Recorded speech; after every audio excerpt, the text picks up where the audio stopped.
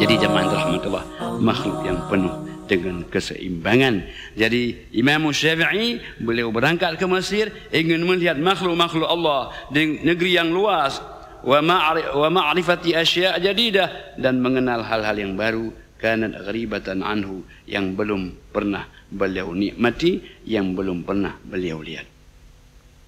Jadi jemaah rahmatullah, makanya Imam Syafi'i radhiyallahu anhu ketika beliau ingin pergi ke Mesir ini, beliau mengungkapkan keinginannya dalam syair.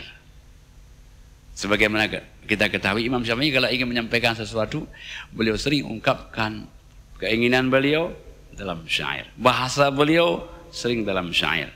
Beliau ahli di bidangnya. 20 tahun belajar bahasa Arab. Orang Arab fasih bicara bahasa Arab, tapi belajar bahasa Arab selama 20 tahun. Dengan sebuah kaum yang terkenal keahliannya. Kata beliau, aran nafsa qad adhat tatawaqqau ila Masr. Saya melihat diri saya ini sudah rindu ingin pergi ke Mesir pada waktu itu. Wa min dunaha qat'a al-mahamat wal qafas.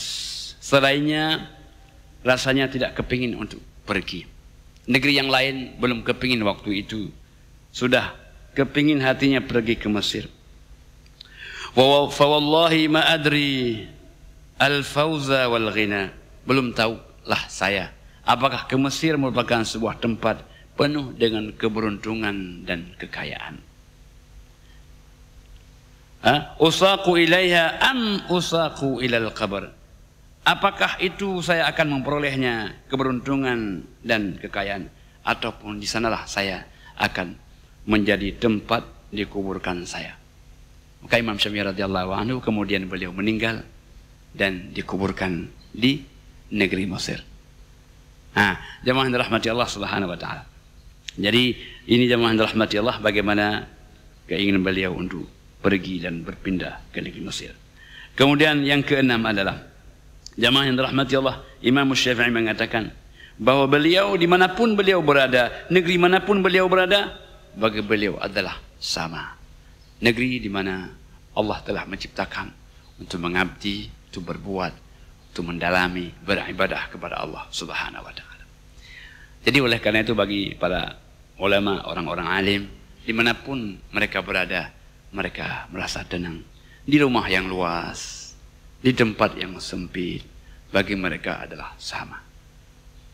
Karena yang paling penting luas bukan rumahnya, tapi yang penting luas hatinya.